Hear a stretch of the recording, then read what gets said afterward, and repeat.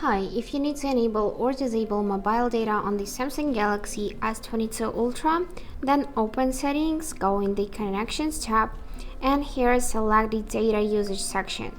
After that, you can see the switcher for mobile data. Now it's enabled, but if you want to disable it, just simply tap it like that, and mobile data will be disabled. You can also check your mobile data usage here per month, as I currently use 17 megabytes. After that, you can also check your Wi-Fi data usage, and here you can manage your allowed networks for apps. Just tap on the app, and here you can switch to the Wi-Fi only or mobile data only. And also, you can enable data saver here.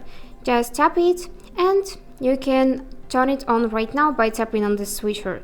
So this data saver helps cut down your data usage by preventing apps from using data in the background.